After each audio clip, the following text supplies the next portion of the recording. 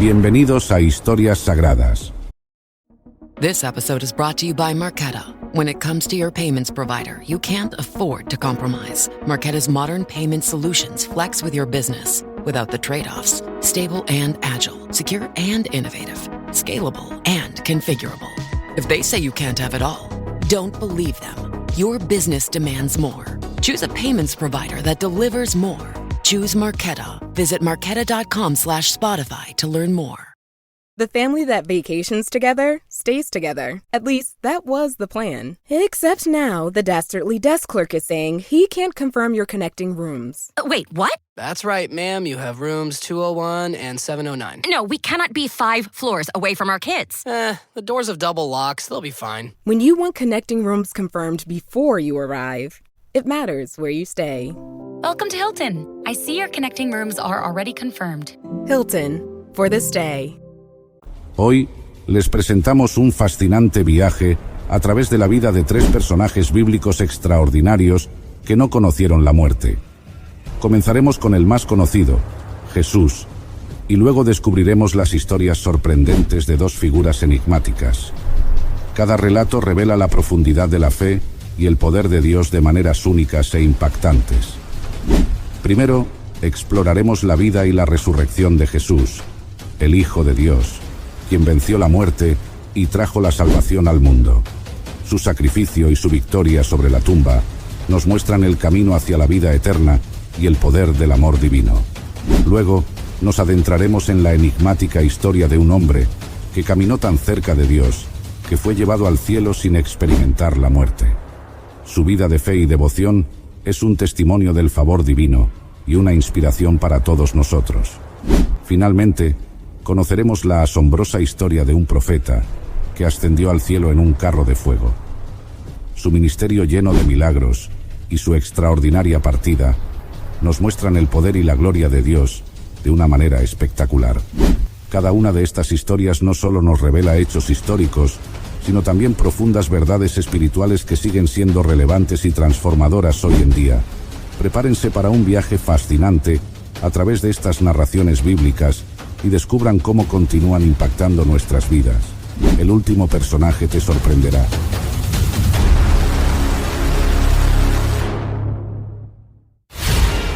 Siete cosas que ocurrieron después de la resurrección de Cristo.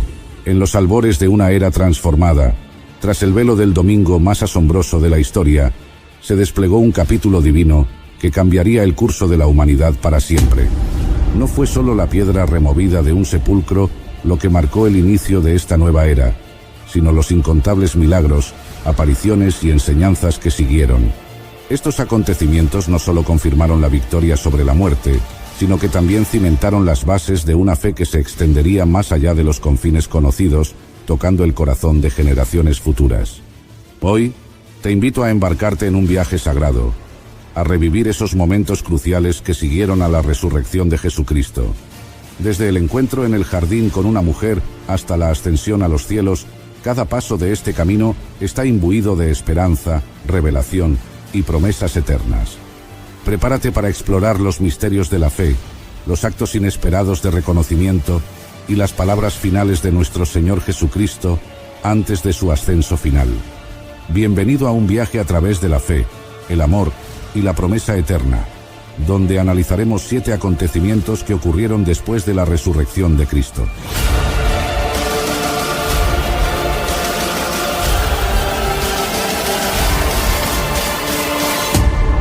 Primer acontecimiento, aparición a María Magdalena.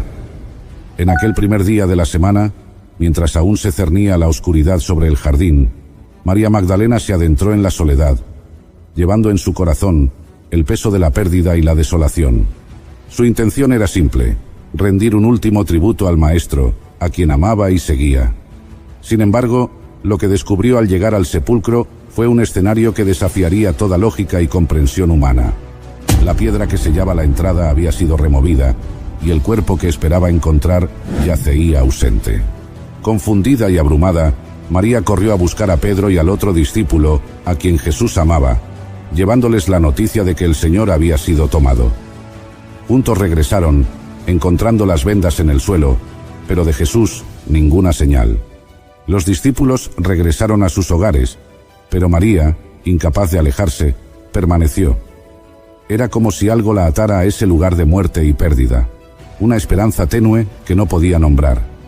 Fue entonces, en medio de su llanto, que María se inclinó para mirar una vez más dentro del sepulcro. Ahí, en lugar de la soledad y el silencio que esperaba, encontró a 2 ángeles en vestiduras blancas, custodios de un misterio divino, quienes le preguntaron la razón de su llanto. Apenas pudo expresar su dolor cuando se volvió para encontrarse con otra figura, un hombre que pensó era el jardinero.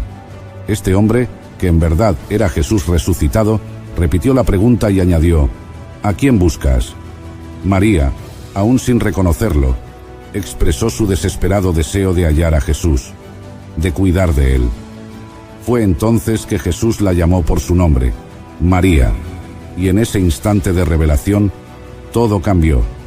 No era necesario ver las heridas para saber quién era él. Su voz, llamándola por su nombre, fue suficiente. María respondió con un simple Raboni, que significa maestro, un reconocimiento de quién era él verdaderamente. Este encuentro no solo transformó a María, convirtiéndola en la primera testigo de la resurrección, sino que también marcó el comienzo de una nueva forma de encuentro con lo divino, uno no limitado por la presencia física, sino abierto a la revelación personal y directa. Jesús le pidió que llevara la noticia a los discípulos, haciéndola así la primera mensajera del Evangelio de la Resurrección. En este acto, Jesús no solo reafirmaba su victoria sobre la muerte, sino que también elevaba y honraba el papel de las mujeres en el testimonio de la fe. Segundo acontecimiento, el camino a Emaús. En la tarde de ese mismo día, mientras el sol comenzaba su descenso hacia el horizonte y la sombra de la duda y la incertidumbre aún cubría los corazones de los seguidores de Jesús, 2 de ellos emprendieron un viaje hacia el pueblo de Emaús. Su conversación, cargada de pesar, giraba en torno a los eventos recientes que habían sacudido los cimientos de su fe y esperanza. La crucifixión de Jesús, su maestro y amigo, y los rumores dispersos de su tumba vacía y apariciones eran un misterio que luchaban por comprender. Mientras caminaban y debatían, un forastero se unió a ellos en el camino. Este hombre, que era Jesús mismo, aunque sus ojos estaban velados para reconocerlo, les preguntó sobre las conversaciones que compartían con tanto fervor. Con corazones pesados, le relataron los acontecimientos de los últimos días, su desilusión por la muerte de quien creían sería el Redentor de Israel, y las asombrosas noticias traídas por algunas mujeres de su grupo, quienes habían encontrado el sepulcro vacío esa mañana. This episode is brought to you by Indeed. When your computer breaks, you don't wait for it to magically start working again. You fix the problem. So why wait to hire the people your company desperately needs? Use Indeed's sponsored jobs to hire top talent fast. And even better, you only pay for results. There's no need to wait. Speed up your hiring with a $75 sponsored job credit at Indeed.com/podcast. Terms and conditions apply. Dripping in gold? That's cool. Dripping in Velveeta's supremely creamy golden cheesiness? That's respect. Elevate your drip with Velveeta's range of outrageously delicious dips and dishes. Shells, cheese, melty blocks, and heat and eat queso that go all in on indulgence. Flex on your fam with a creamy, cheesy masterpiece and go all in on what you love with Velveeta. Respect the drip and satisfy your cravings. Bring home the drip with Velveeta. Wish you could become a morning person? You know the type, up before the sun, early morning runs, first one to the office with donuts and a smile. How do they do it? Easy. With the new Galaxy Watch 8, sleep tracking and personalized insights from Samsung Health help you improve so you can wake up to a whole new you. One who, dare I say it, skips the snooze? It's possible. Train your sleep with Galaxy Watch 8. Learn more at Samsung.com. Requires compatible Samsung Galaxy phone, Samsung Health app, and Samsung account. Jesús, al escucharlos, reprendió su lentitud para creer todo lo que los profetas habían dicho. Comenzó entonces a explicarles, a partir de las Escrituras, todo lo referente a sí mismo, desde Moisés hasta todos los profetas, desvelando el propósito divino que subyacía en estos acontecimientos. Al acercarse al pueblo parecía que él continuaría su viaje, pero movidos por un anhelo que no podían nombrar, le rogaron: «Quédate con nosotros porque se hace tarde, y ya ha declinado el día». Así, entró a quedarse con ellos. Fue entonces, al sentarse a la mesa para comer, cuando tomó el pan, lo bendijo, lo partió y se lo dio, que sus ojos fueron abiertos y lo reconocieron. En ese instante, Jesús desapareció de su vista. Los dos, ahora con corazones ardiendo dentro de sí por la verdad revelada, no perdieron tiempo y regresaron esa misma noche a Jerusalén. Encontraron a los 11 y a los que estaban con ellos, reunidos y proclamando: verdaderamente, el Señor ha resucitado y ha aparecido a Simón. Entonces, compartieron cómo Jesús había sido reconocido por ellos al partir el pan. Tercer acontecimiento: aparición a sus discípulos. En el mismo día de la resurrección, mientras el manto de la noche envolvía a Jerusalén, los discípulos se encontraban reunidos, puertas cerradas, murmurando entre sí sobre los rumores y testimonios que habían trastornado el día. El temor a las autoridades judías los mantenía ocultos, dudando entre la esperanza y la desesperación, cuando de repente, en medio de su confusión y debate, una presencia llenó el espacio. «Paz a vosotros», dijo una voz familiar, y ante ellos estaba Jesús, el Maestro, de pie, aunque ninguna puerta se había abierto para permitirle entrar. La sorpresa y el miedo se apoderaron inicialmente de ellos, pues pensaron ver a un espíritu.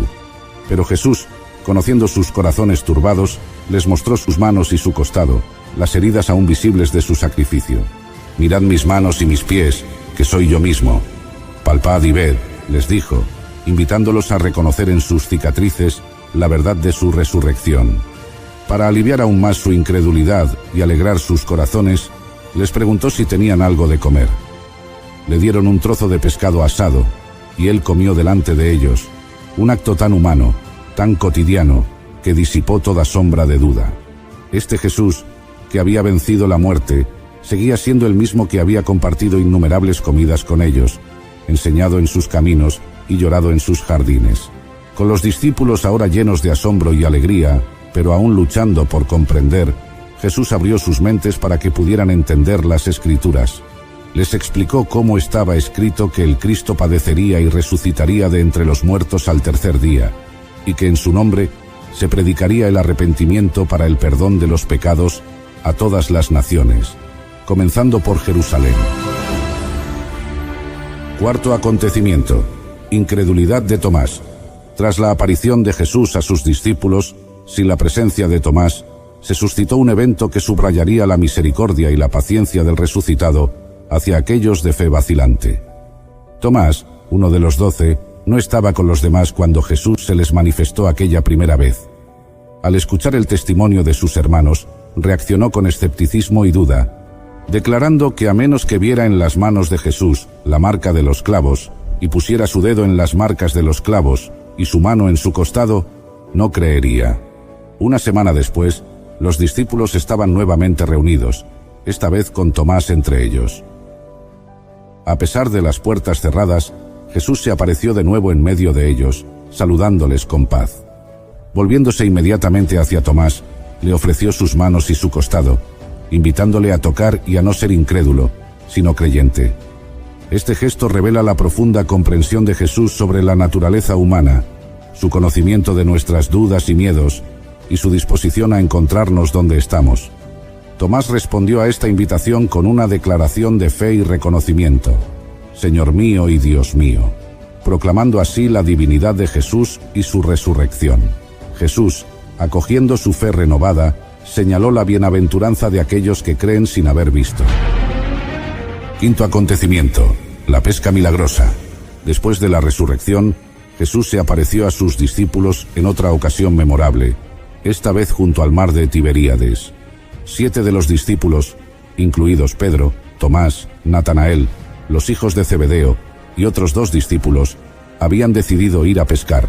Pasaron toda la noche en el mar, pero no lograron capturar ni un solo pez. Al amanecer, Jesús estaba de pie en la orilla, aunque los discípulos no lo reconocieron inicialmente. Les llamó, preguntándoles si habían pescado algo. Ante su respuesta negativa, les instruyó lanzar la red al lado derecho de la barca. Al hacerlo, capturaron una cantidad tan grande de peces que apenas podían arrastrar la red de vuelta al barco. Fue en ese momento cuando el discípulo a quien Jesús amaba reconoció al Señor y exclamó: «Es el Señor». Pedro, al oír esto, se vistió y se lanzó al mar para nadar hacia Jesús. Los demás discípulos siguieron en la barca, arrastrando la red llena de peces. Al llegar a tierra, encontraron a Jesús alrededor de un fuego de carbón, con pescado asado y pan, invitándolos a desayunar. Este encuentro no solo sirvió para reforzar la fe de los discípulos en la resurrección de Jesús, sino que también simbolizó la misión que les sería encomendada: ser pescadores de hombres. Además, la interacción específica de Jesús con Pedro, preguntándole 3 veces si lo amaba y encomendándole apacentar sus ovejas, restauró a Pedro después de sus negaciones anteriores, preparándolo para el liderazgo en la iglesia naciente. Este milagroso acontecimiento subraya la continua presencia y guía de Jesús en las vidas de sus seguidores, prometiendo que, con su dirección, sus esfuerzos no serán en vano. Sexto acontecimiento: la Gran Comisión.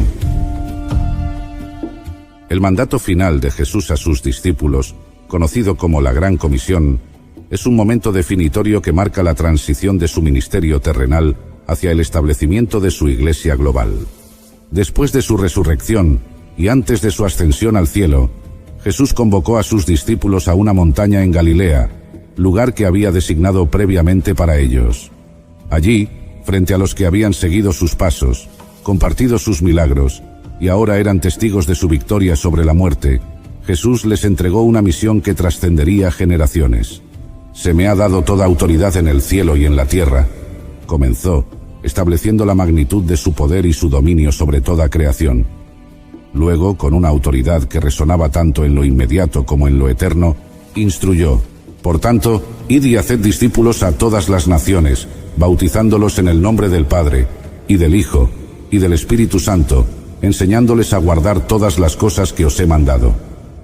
Este llamado no era simplemente a convertir, sino a cultivar una relación profunda y transformadora, a instruir en el camino del amor y la obediencia a sus enseñanzas. Jesús prometió estar con ellos todos los días hasta el fin del mundo, asegurando su presencia continua y su guía en la misión que les encomendaba. La Gran Comisión es el corazón del llamado cristiano, extendiéndose más allá de las fronteras geográficas y culturales para abrazar a toda la humanidad. Encapsula la visión de Jesús de una comunidad global de creyentes unidos en fe y propósito, llevando el mensaje de esperanza, salvación y amor incondicional a cada rincón del mundo. Este acontecimiento subraya la responsabilidad de los discípulos de compartir el Evangelio, no solo como un mandato divino, sino como un privilegio de participar en la obra redentora de Cristo en la tierra. Séptimo acontecimiento: la Ascensión. El capítulo final en la serie de eventos milagrosos que siguieron a la resurrección de Jesús culmina con su ascensión al cielo.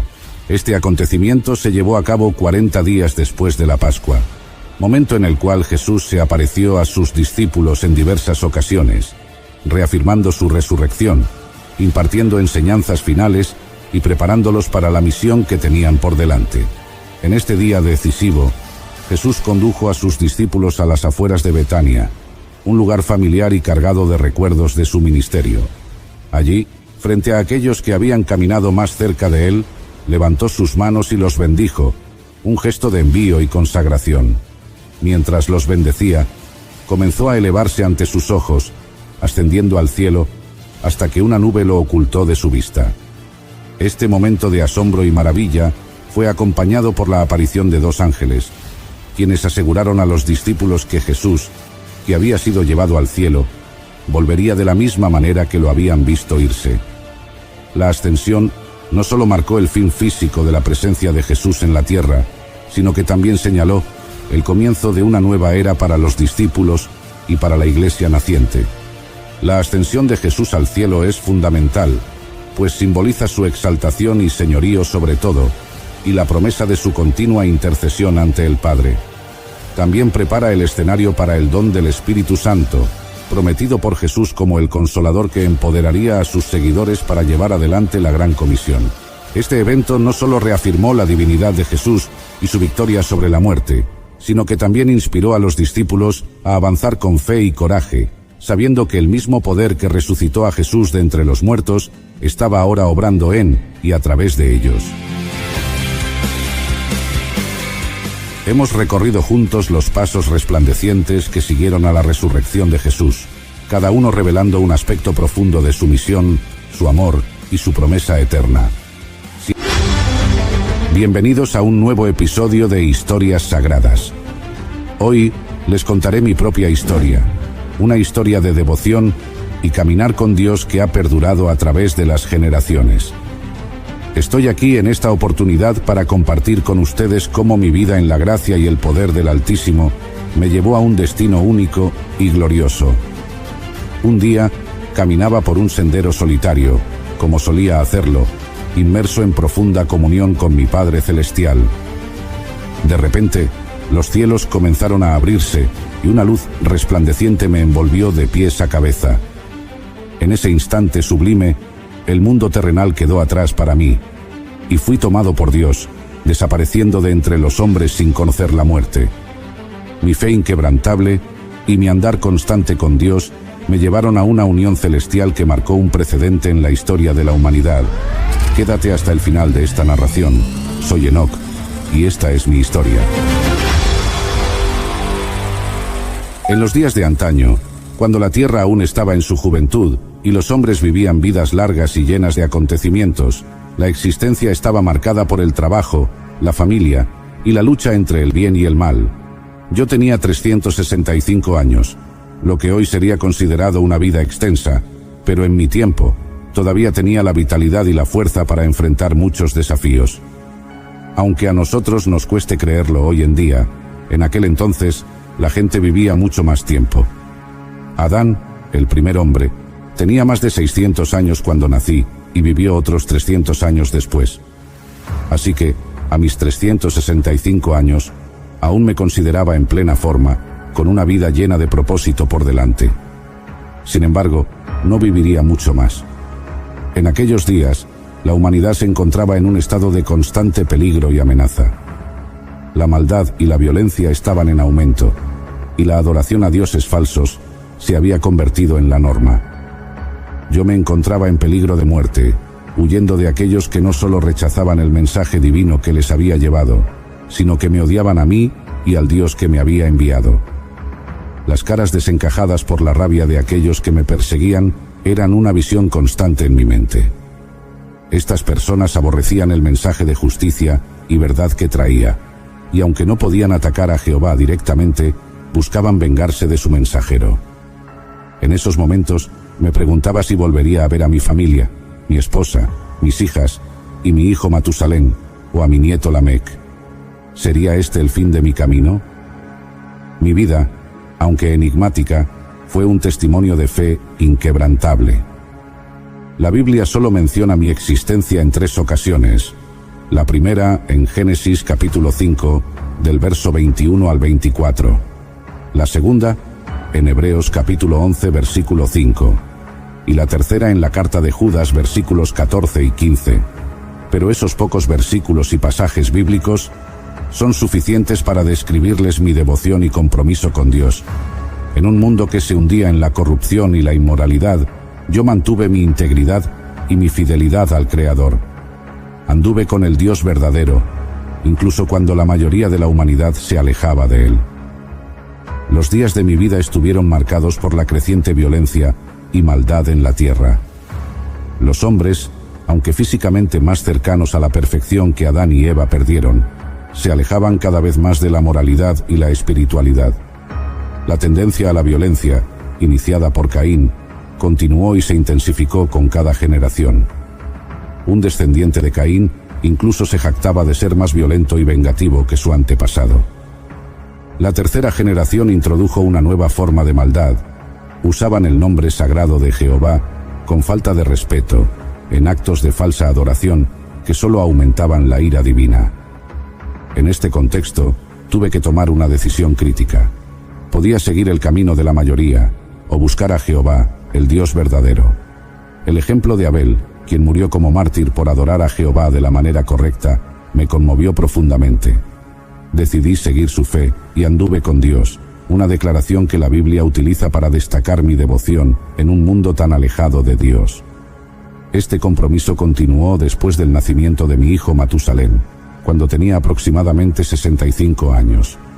Aunque la Biblia no menciona el nombre de mi esposa ni la cantidad exacta de hijos que tuvimos, sabemos que tuve hijos e hijas, y que mi andar con Dios fue una constante en mi vida familiar. Okay, Chad. Today you're gonna drive the all-electric Toyota BZ. But my electric vehicle phobia. I'm not ready, Dr. Ross. I believe in you. Oh my gosh.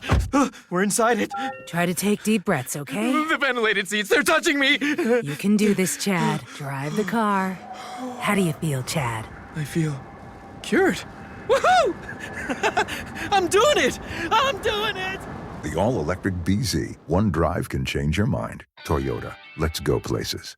Criar una familia en esos tiempos difíciles requería no solo fortaleza física, sino también una fe firme y una guía moral constante. Entendía que Jehová esperaba que fuera fiel a mi esposa y enseñé a mis hijos a amar y respetar a Dios. A pesar de que la Biblia no da muchos detalles sobre la fe de Matusalén, es evidente que mi ejemplo dejó una huella profunda. Mi nieto Lamec, un hombre de gran fe, pronunció una profecía sobre su propio hijo, Noé, que se cumplió después del diluvio. Noé, quien también anduvo con Dios, continuó este legado de devoción y rectitud. En contraste con Adán, quien a pesar de su perfección inicial, pecó contra Dios y dejó un legado de violencia y miseria, mi vida, aunque imperfecta, fue un testimonio de fidelidad a Jehová. Cuando Adán murió, yo tenía 308 años. No sabemos si su familia lamentó la muerte de un hombre que, a pesar de su inicio perfecto, vivió de manera egoísta. Sin embargo, lo que sí sabemos es que, a pesar de los desafíos y las amenazas que enfrenté, seguí andando con el Dios verdadero. Desde mi juventud, sentí una profunda atracción por la presencia de Dios, una fuerza magnética que me llamaba a buscarlo más allá de las apariencias mundanas. Había algo en el susurro del viento, el murmullo de los ríos y el fulgor de las estrellas que hablaba de una fuerza mayor, de un amor y una guía que trascendían la comprensión humana. La cultura en la que vivíamos estaba marcada por el trabajo arduo de la tierra, la cría de ganado y la vida en comunidad, pero también por un creciente alejamiento de los mandatos divinos. Muchos de mis contemporáneos comenzaron a adorar ídolos y seguir caminos de violencia y corrupción, olvidando las enseñanzas de Adán y de nuestros ancestros más cercanos a Dios. Era un tiempo de gran turbulencia moral y espiritual. A pesar de esta oscuridad creciente, en mi familia había un legado de fe que se remontaba a Set, el hijo de Adán que nació después de la tragedia de Caín y Abel. Set y sus descendientes buscaron vivir de acuerdo con la voluntad de Dios, y esa herencia espiritual me fue transmitida con dedicación y amor. Crecí aprendiendo sobre los caminos del Señor, sobre su justicia, su misericordia y su infinita sabiduría. Mis días se llenaban de trabajo y oración, y mi corazón ardía con el deseo de conocer más profundamente al Creador de todas las cosas. Esta búsqueda constante de la presencia divina se convirtió en el pilar de mi existencia, moldeando cada pensamiento y acción. Con cada amanecer, me levantaba temprano para contemplar la creación de Dios. Veía cómo los primeros rayos de sol iluminaban los valles y las montañas, tiñendo el cielo de colores cálidos y vibrantes, y en esos momentos sentía la inmensidad del amor de Dios. Mi espíritu se elevaba en alabanza, y mis oraciones se convertían en una conversación continua con el Altísimo. La comunión con Dios no era solo una práctica religiosa para mí, era la esencia misma de mi existencia. En cada brisa, en cada flor que brotaba, en cada criatura que vivía, veía la mano de Dios y sentía su cercanía. Mientras la humanidad se desviaba cada vez más hacia la corrupción y la maldad, mi relación con Dios se profundizaba como un río que se ensancha con cada lluvia. Me apartaba de los caminos perversos y dedicaba mi vida a la búsqueda de la presencia divina. En cada paso que daba, sentía la guía y el amor de Dios como una luz que iluminaba mi camino. La violencia y la injusticia crecían a mi alrededor, pero mi fe permanecía inquebrantable. Encontraba consuelo y fortaleza en las promesas de Dios, sabiendo que su justicia prevalecería y que su amor era eterno e inmutable. La vida en aquellos tiempos no estaba exenta de desafíos. Las familias trabajaban arduamente para cultivar la tierra y criar a sus hijos en un mundo cada vez más hostil y desviado de los caminos rectos. La supervivencia requería esfuerzo, perseverancia y una fe robusta que pudiera sostenernos en medio de la adversidad. En medio de todo esto, encontré en Dios una fuente inagotable de esperanza y dirección. Mi familia y yo nos esforzábamos por vivir en rectitud, enseñando a nuestros hijos a caminar en los caminos del Señor y a resistir las tentaciones del mundo. Cada enseñanza, cada consejo, cada oración compartida era un acto de amor y devoción, una semilla plantada en tierra fértil. A medida que pasaban los años, mi comunión con Dios se volvía más íntima y profunda. Pasaba largas horas en oración y meditación, buscando conocer su voluntad y entender su propósito para mi vida. La corrupción de la humanidad se hacía más evidente, y los hombres se volvían cada vez más egoístas y violentos. Pero en medio de este mundo convulso, mi caminar con Dios se fortalecía. Encontraba paz en su presencia y dirección en su palabra. Cada día era una nueva oportunidad para acercarme más a Él, para entender sus caminos y para vivir en la luz de su amor. La vida transcurría entre el trabajo arduo y las oraciones fervorosas, mientras el mundo a mi alrededor se sumía cada vez más en la oscuridad. Con cada día que pasaba, la humanidad se alejaba más de los caminos del Señor, entregándose a la violencia, la idolatría y la corrupción.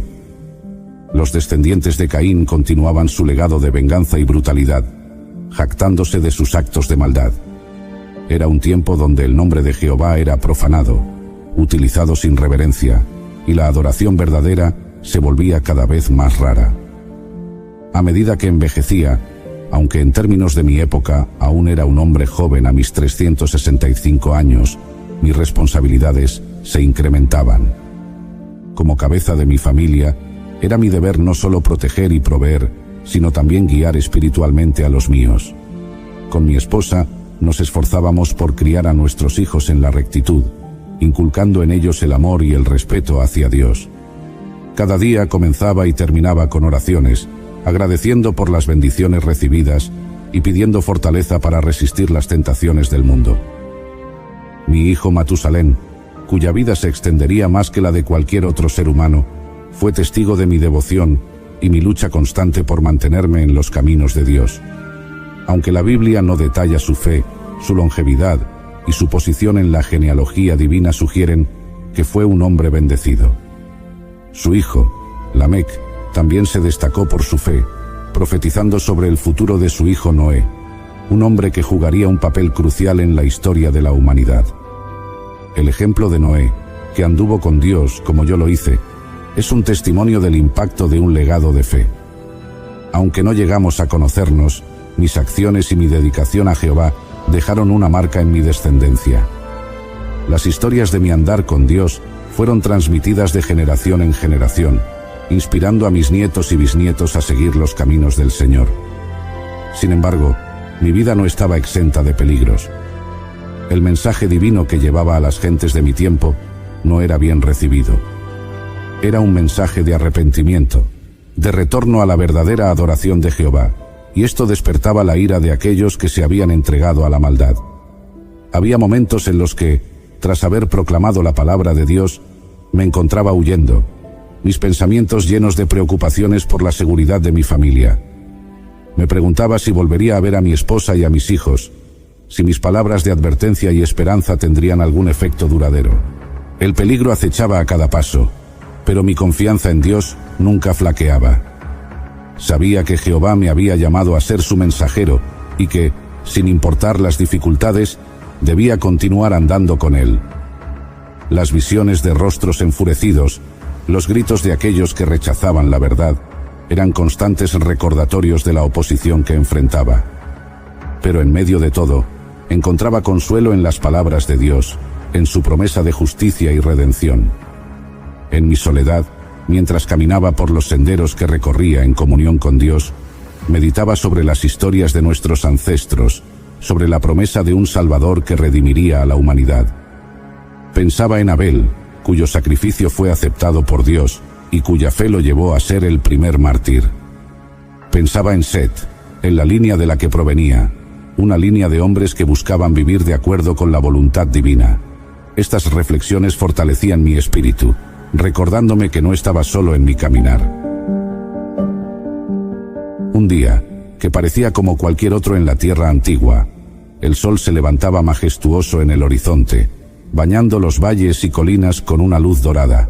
Los pájaros cantaban melodías que parecían alabar al Creador, y el aire fresco de la mañana estaba cargado con el aroma de la tierra fértil. Me encontraba caminando por un sendero solitario, como tantas veces lo había hecho, sumido en una profunda comunión con Jehová.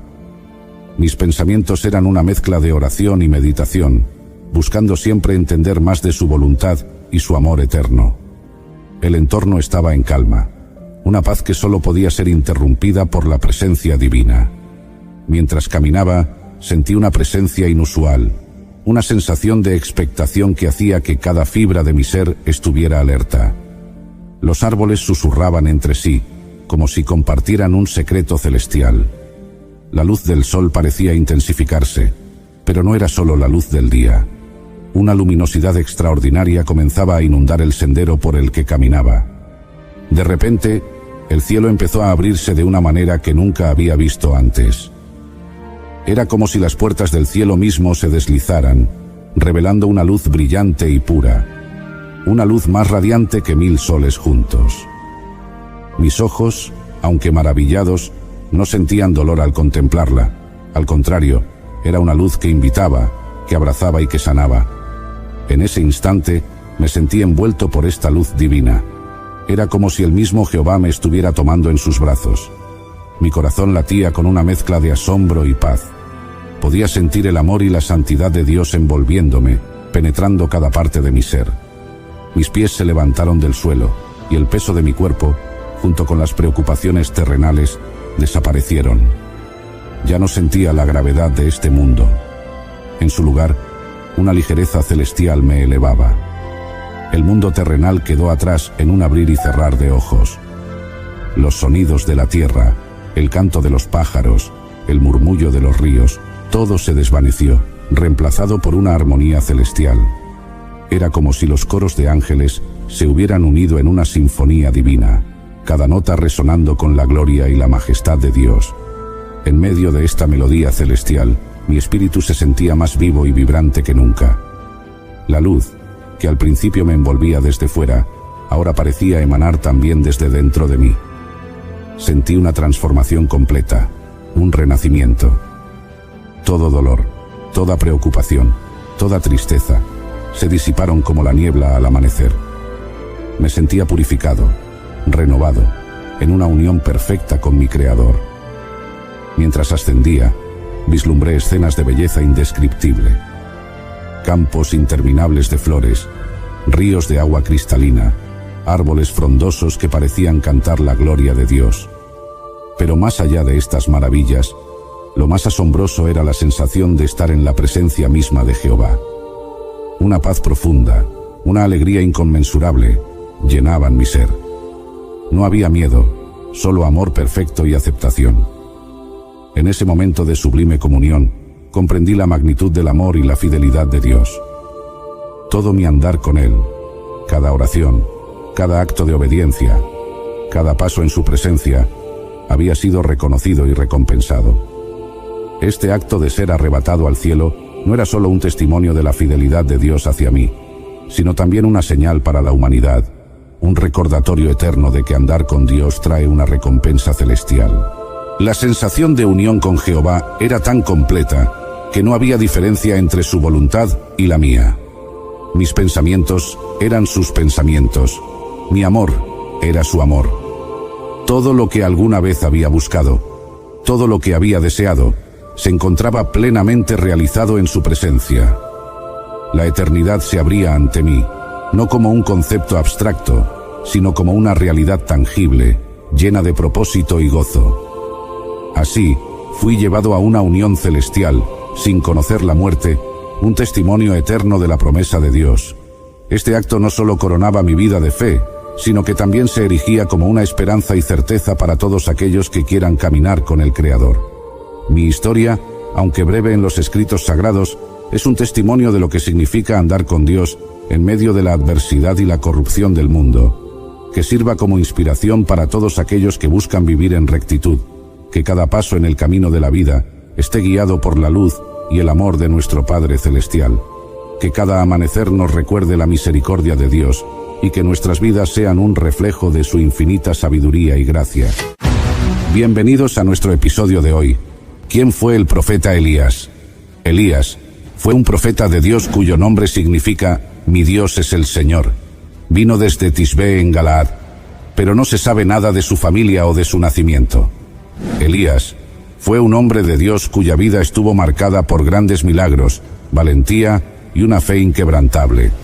Elías, un profeta que desafió reyes, invocó fuego del cielo y ascendió en un torbellino de gloria.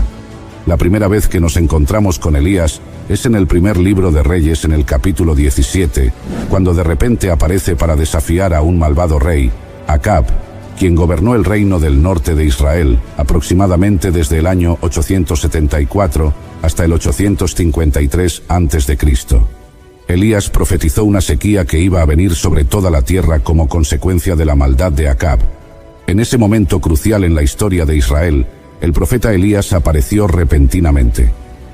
Él se convirtió en la fuerza espiritual dominante en Israel durante estos días oscuros de la apostasía de Acab. El rey Acab se había casado con una mujer fenicia, Jezabel, quien era una mujer extranjera muy perversa. Jezabel había derribado los altares de Jehová y los reemplazó con altares paganos. Ella fue responsable del odio y persecución de los verdaderos profetas. Jezabel introdujo la alabanza idólatra de Baal a Israel y las prácticas licenciosas de la diosa Astoret. Era un tiempo crucial en la historia de Israel. Parecía como si la adoración del verdadero Dios podría ser completamente eliminada en el reino del norte. La tierra estaba llena de sacerdotes de Baal y de las arboledas, orgullosos del favor de la corte, glorificándose en su repentina llegada al poder, insolentes, avaros, escandalosos y envilecidos. Los fuegos de persecución fueron encendidos y comenzaban a arder con furia. Toda la tierra parecía estar en apostasía. De todos los miles de Israel, solamente 7,000 quedaban, los cuales no habían doblado sus rodillas o habían besado la mano de Baal, pero estaban paralizados con temor y se mantuvieron inmóviles. En esos tiempos se levanta un hombre de Dios como el profeta Elías que declara: «Vive Jehová Dios de Israel, en cuya presencia estoy, que no habrá lluvia ni rocío en estos años, sino por mi palabra». Esta fue una demostración dramática en contra del dios pagano Baal, quien se pensaba que era el dios del cielo y del clima. Elías mostró que por medio de sus oraciones hacia el Dios de Israel, Jehová era más poderoso que Baal. Elías no solamente era el profeta de esta sequía en el sentido de la oración, él fue la causa de la sequía. Él oró, y sucedió. Santiago capítulo 5 versículos 17 y 18 pone esto en claro. Veamos lo que dice el texto bíblico. Elías era hombre sujeto a pasiones semejantes a las nuestras, y oró fervientemente para que no lloviese. Y no llovió sobre la tierra por 3 años y 6 meses. Y otra vez oró, y el cielo dio lluvia, y la tierra produjo su fruto. Se nombra a Elías en varias ocasiones en los evangelios, y ocupaba un lugar destacado en el judaísmo, especialmente por su vinculación con el Mesías. Ahora bien, después que Elías oró por la sequía advertido por Dios, él se escondió cerca del arroyo de Kerit, donde fue alimentado por unos cuervos. A medida que aumentaba la sequía y el hambre en la tierra, Elías, por ordenanza de Dios, se encontró con una viuda en un país vecino. Las viudas eran notables por su pobreza en el mundo antiguo. Sin embargo, a través de su obediencia a la petición de Elías, Dios proveyó suficiente comida para Elías, para la mujer y su hijo. La tinaja de harina y la vasija de aceite de la viuda nunca escasearon ni disminuyeron. En los versículos 17 y 18 del capítulo 17 del primer libro de Reyes, se narra que repentinamente el hijo de la viuda enfermó y murió. Veamos lo que dice el texto bíblico. Después de estas cosas, aconteció que cayó enfermo el hijo del ama de la casa, y la enfermedad fue tan grave que no quedó en él aliento. Y ella dijo a Elías: ¿Qué tengo yo contigo, varón de Dios? ¿Has venido a mí para traer a memoria mis iniquidades y para hacer morir a mi hijo? Nos podemos imaginar los días felices en la casa de la viuda. Sus necesidades fueron provistas por un milagro continuo de Dios, pero esos días felices fueron eventualmente cubiertos por una sombra oscura, la enfermedad y muerte del hijo de la viuda. La muerte del hijo fue un doble golpe para la viuda. No solo sufrió como cualquier madre que pierde un hijo, sino que también sufrió como alguien que pierde su única esperanza para el futuro. Por otro lado, a Elías le debió sacudir la triste muerte del hijo de la viuda. Sin duda, este niño no era desconocido para él. Elías lo toma en sus brazos cuidadosamente y con cariño. El profeta ha estado en esa casa durante más de un año, y seguramente se ha encariñado con este niño. La madre permite que el cuerpo muerto del hijo que ella había engendrado quede en las manos del varón de Dios. Ella ignora qué es lo que el profeta tiene en mente. Elías lo toma en sus brazos y hace lo único que sabe hacer en esas circunstancias: orar al Señor. El profeta está clamando a Dios desde lo profundo de su corazón. Entonces, el Señor escuchó la voz de Elías y el alma del niño volvió a su cuerpo y revivió. Y es así como se acaba de producir el primer milagro de resurrección registrado en la Biblia. Después de haber resucitado al hijo de la viuda, vemos a Elías como el personaje central en un cara a cara con los profetas del falso dios Baal en el monte Carmelo. Al final de la sequía había muy poca vegetación. El rey Acab y su mayordomo Abdías estaban buscando hierbas cuando Elías se apareció por orden de Dios. Anteriormente, Dios le dijo a Elías que se escondiera. Ahora era el momento para que se presentara. Ahora bien, Abdías era un creyente de Dios y había mantenido a 100 profetas jóvenes en un escondite. Este hombre era un hombre valiente, quien estuvo de pie por Dios y sus profetas en un tiempo difícil. Abdías fue persuadido para decir a Acab que Elías había aparecido.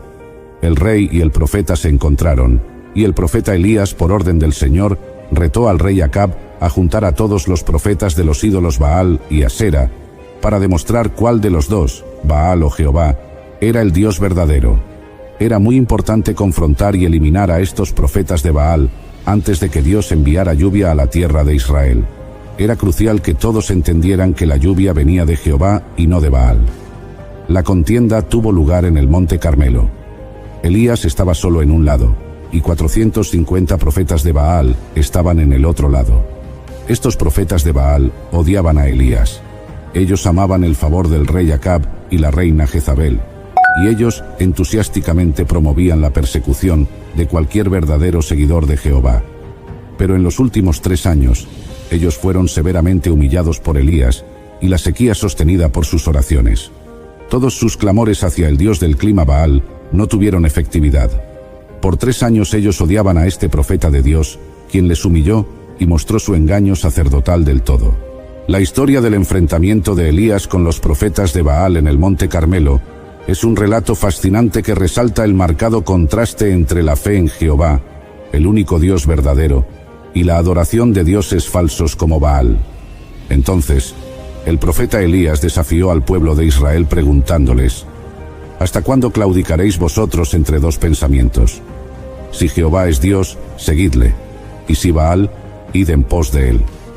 Luego Elías propuso una prueba para demostrar quién era el Dios verdadero.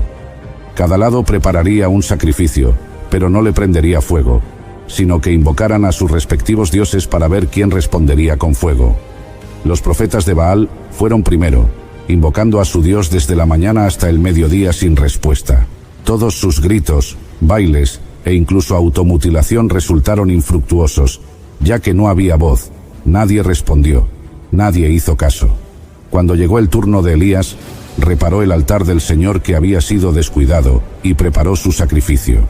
Dio un paso más y roció el sacrificio y el altar con grandes cantidades de agua, haciendo que pareciera imposible que se encendiera el fuego. Luego, en una sorprendente oración, Elías dijo: Jehová Dios de Abraham, de Isaac y de Israel, sea hoy manifiesto que tú eres Dios en Israel y que yo soy tu siervo, y que por mandato tuyo he hecho todas estas cosas. Respóndeme, Jehová, respóndeme, para que conozca este pueblo que tú, oh Jehová, eres el Dios, y que tú vuelves a ti el corazón de ellos. Después de hacer esta corta oración, inmediatamente el fuego del Señor cayó del cielo, consumiendo el sacrificio, la leña, las piedras y hasta el agua de la zanja. El pueblo cayó de rodillas proclamando al Señor como el Dios verdadero. Los profetas de Baal fueron derrotados, poniendo fin a su influencia sobre Israel. Después de la gran victoria sobre los falsos profetas, cae nuevamente la lluvia sobre la tierra. Este poderoso relato de la fidelidad y el coraje del profeta Elías nos sirve como un recordatorio de que con Dios de nuestro lado podemos enfrentar y superar cualquier desafío que se nos presente. Ante las batallas espirituales, debemos recordar que Dios es soberano y su poder es incomparable. Como Elías, podemos defender con valentía la verdad, confiando en que el Señor traerá la victoria sobre el enemigo y revelará su gloria. Ahora bien, a pesar de la victoria, justo después de este tremendo milagro, Elías enfrentó un periodo de desánimo y depresión. Acab le había contado a su esposa Jezabel acerca de la demostración del poder de Dios. En vez de arrepentirse y volverse a Dios, Jezabel juró matar a Elías. Al escuchar esto, Elías huyó al desierto. Este poderoso varón de oración, lo suficientemente poderoso para hacer que la lluvia y el rocío se detuvieran por 3 años y medio, y después lo suficientemente poderoso para hacer que comenzara de nuevo con su oración, ahora oraba deseando morirse. Quizás Elías había especialmente esperado que los eventos en el Monte Carmelo harían que Acab y Jezabel se arrepintieran y creyeran en Dios, y también los sacerdotes y el liderazgo de Israel en general, pero no fue así, y Elías tuvo temor. Elías olvidó que en varias oportunidades el pueblo rechazó a Dios a pesar de grandes milagros y evidencias.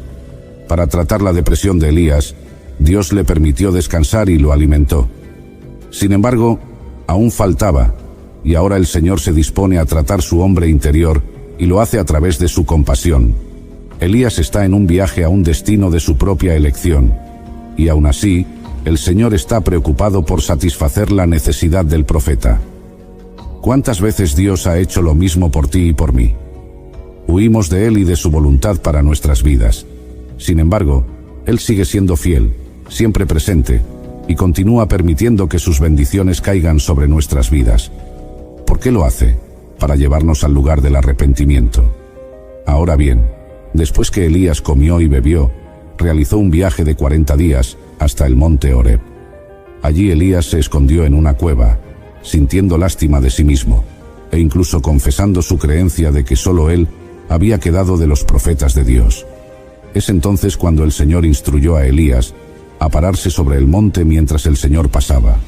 Hubo un gran viento, un terremoto, y luego un fuego. Pero Dios no estaba en ninguno de ellos. Luego, un silbo apacible y delicado, en el que Elías oyó y comprendió a Dios. Welcome to Sephora. I'm looking for a perfume that's not too perfumey. I got you. Serum moisturizer or moisturizer serum. Let's get into layering. My concealer is making me look worse. Sounds like the wrong shade. Let's get you matched. There's only one store that really gets what you're going for. Get beauty from people who get beauty. Only at Sephora. Hi, Let's get you a basket. Entonces cubrió su rostro con su manto, y salió, y se puso a la puerta de la cueva. Cuando Elías estaba en la puerta de la cueva, vino a él una voz diciendo: ¿Qué haces aquí, Elías? ¿Sabes? Cada vez que por cualquier motivo queremos rendirnos, bajar los brazos y detener nuestro caminar con Dios, Él se acerca para preguntarnos: ¿qué estás haciendo? Dios sabía qué hacía Elías, solo quería que Elías mismo pudiera entenderlo. Quería que Elías dijera el motivo por el cual se estaba rindiendo. Dios quiere que veas cuál es el motivo que te está llevando a rendirte. Y aun cuando Dios sabía que Elías estaba rindiéndose, seguía a su lado. La respuesta de Elías a la voz de Jehová fue: he sentido un vivo celo por Jehová Dios de los ejércitos, porque los hijos de Israel han dejado tu pacto, han derribado tus altares y han matado a espada a tus profetas. Y solo yo he quedado, y me buscan para quitarme la vida. Elías, en otras palabras, está diciendo: por todo lo que te he dado, la vida, todas mis fuerzas, todos mis años, toda mi entrega, toda mi obediencia, todo eso se ha roto, o se está rompiendo, y lo que me espera es aún peor de todo lo que he peleado. Elías estaba equivocado al creer que era el único que seguía luchando, y estaba frustrado y desanimado pensando que para qué seguir luchando solo. Solo no podría nunca vencer, pero eso no era verdad. Dios le responde a Elías: vuélvete por tu camino por el desierto de Damasco, y llegarás y ungirás a Hazael por rey de Siria, a Jehú hijo de Nimsi ungirás por rey sobre Israel, y a Eliseo hijo de Safat de Abel-Mehola ungirás para que sea profeta en tu lugar, y el que escapare de la espada de Hazael, Jehú lo matará, y el que escapare de la espada de Jehú, Eliseo lo matará. Y yo haré que queden en Israel 7000 cuyas rodillas no se doblaron ante Baal y cuyas bocas no lo besaron. Sí, Elías no estaba solo, no era el único que luchaba contra la corriente. Había 7000 más que no habían tirado la toalla, que seguían luchando y siendo obedientes a Dios. Entre ellos, Elías encontraría compañía y apoyo. Ahora bien, Dios también puso a Elías a cargo de nuevas responsabilidades, y nada pequeñas. Él tenía que ungir a 2 reyes, pero la más importante de todas era entrenar a Eliseo, quien ocuparía su lugar. Elías obedeció los mandamientos de Dios. Eliseo se convirtió en su ayudante durante algún tiempo. No está claro si Elías conocía previamente a Eliseo. El joven hijo granjero posiblemente era uno de los hijos de los profetas. Pero lo que sí está claro es que era uno de los 7000 en Israel cuyas rodillas no se doblaron ante Baal.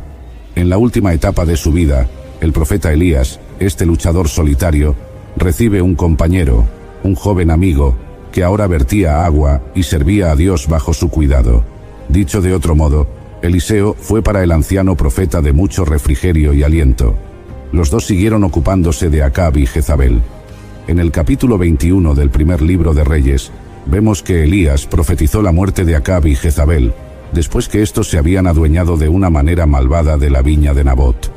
Tras la muerte de Acab, le sucedería su hijo Ocosías, quien fue otro rey que hizo lo malo ante Dios. En el segundo libro de Reyes, capítulo 1, vemos que Ocosías cayó por la ventana de su casa, y a consecuencia de esto, enfermó. Sin embargo, en lugar de acudir al Señor por ayuda, Ocosías, influenciado por su madre Jezabel, fue a consultar a Baal-Zebub, el dios de Ecrón. El hecho de que Ocosías pidiera la ayuda de un oráculo constituyó un desafío directo al Señor Dios de Israel, por lo cual Dios, a través de Elías, dio un duro mensaje a ese rey malvado. Esta fue una de las últimas misiones de Elías. Se encontró con los mensajeros y les dio el mensaje: ¿no hay Dios en Israel que vais a consultar a Baal-Zebub, dios de Ecrón? Y enseguida entregó el desagradable pronóstico de Dios con respecto a Ocosías, de que ciertamente moriría. Los mensajeros entonces regresaron e informaron al rey de lo que Elías había dicho. Al enterarse de las palabras, Ocosías mandó a sus soldados en varias ocasiones a traer a Elías.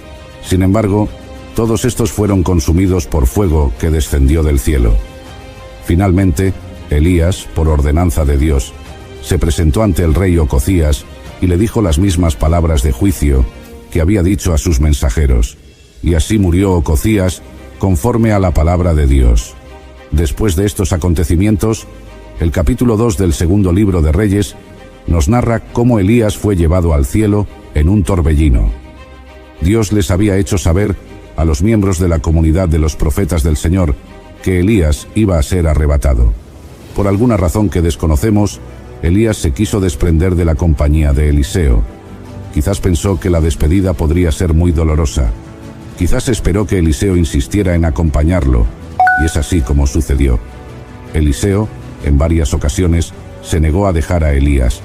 Era muy raro que Eliseo se opusiera a la voluntad de su tutor, pero esta vez lo hace. Seguramente Elías estaba probando a Eliseo una vez más. Sin duda lo había examinado muchas veces, pero Elías quiso estar completamente seguro de que Eliseo era un hombre comprometido. El relato bíblico nos narra que Elías y Eliseo llegaron al Jordán. Entonces, tomando Elías su manto, lo dobló y golpeó las aguas, las cuales se apartaron a uno y a otro lado, y pasaron ambos por lo seco. Cuando habían pasado, Elías dijo a Eliseo: «Pide lo que quieras que haga por ti, antes que yo sea quitado de ti». Eliseo miró con ojos penetrantes al profeta y dijo: «Te ruego que me des una doble porción de tu espíritu». Elías le responde: «Cosa difícil has pedido. Si me ves cuando sea arrebatado de tu lado, te será concedido. Si no, no». Elías y Eliseo continuaron caminando. Probablemente, Elías le está dando al joven profeta los consejos finales antes de una larga despedida. De repente los dos hombres se ven separados por una fuerza irresistible. Eliseo ve algo increíble, algo así como un carro de fuego tirado por caballos de fuego. Eran caballos que resplandecían y tenían un centellear como de fuego. Ahora aparece un torbellino, un viento que gira como un trompo a una velocidad vertiginosa. Elías ha aprendido a no temer la presencia del Señor. Ha escuchado ese viento que rompía las peñas, ha sentido ese terremoto brutal en el monte Horeb, ha presenciado en ese mismo lugar un fuego que provenía de la presencia del Señor. De pronto, siente como si una fuerza lo tomara y lo colocara suavemente dentro del torbellino. Los caballos comienzan a trotar cada vez más rápido, y de la misma manera que un avión acelera, despega y sube a las nubes, el carro aumenta su velocidad y empieza a elevarse. El profeta mira hacia atrás y agita su mano en una despedida final a su discípulo. Eliseo, observando esta imponente manifestación del poder de Dios, gritando con voz fuerte y desgarradora, le dice a Elías: Padre mío, carro de Israel y su gente de a caballo». El profeta Elías se ha ido, pero le ha dejado su manto, y Eliseo se apresura a tomarlo, y al apretarlo contra su pecho, con gran devoción, es investido de la doble unción del Espíritu que estaba en Elías, y es así como el profeta ha sido trasladado a un lugar mejor. La próxima aparición de Elías será junto a Moisés y al Señor Jesucristo en el monte de la Transfiguración. Por otro lado, Eliseo toma el manto de Elías y comienza su ministerio. El periodo de aprendizaje ha finalizado. Desde ahora, él servirá al Señor y está bien equipado. Es impactante que Elías tuvo el honor y el privilegio de subir en forma corporal a la presencia del Señor sin pasar por la muerte. Querido oyente, cuando Dios tiene un propósito para tu vida, el enemigo no podrá destruirte. Así que sigue adelante, porque muy pronto estaremos junto a nuestro Dios por toda la eternidad. Cuando consideramos la vida del profeta Elías, nos preguntamos: ¿qué es lo que hizo él para merecer ese honor tan grande? Elías pasó momentos de debilidad y depresión psicológica. Las mismas escrituras nos dicen que era un hombre sujeto a pasiones igual que nosotros. Si Elías pasó por las mismas dificultades que tantos otros hombres de fe, entonces la respuesta a la pregunta no está en sus cualidades como hombre, sino una vez más en la manifestación de la gracia de Dios. Es maravillosamente paradójico que el profeta que quería morir y que en muchas oportunidades estuvo a punto de ser asesinado, no haya experimentado la muerte. Y así llegamos al final de este apasionante relato sobre el profeta Elías en nuestro canal Historias Sagradas. Si te ha gustado este video, no olvides darle like y suscribirte a nuestro canal y activar la campanita para no perderte nuestras próximas historias. Comparte este video con tus amigos y familiares para que también ellos puedan ser bendecidos con estas historias de la Biblia. Gracias por acompañarnos, que Dios te bendiga abundantemente, y nos vemos en el próximo episodio de Historias Sagradas. Hasta pronto y muchas bendiciones.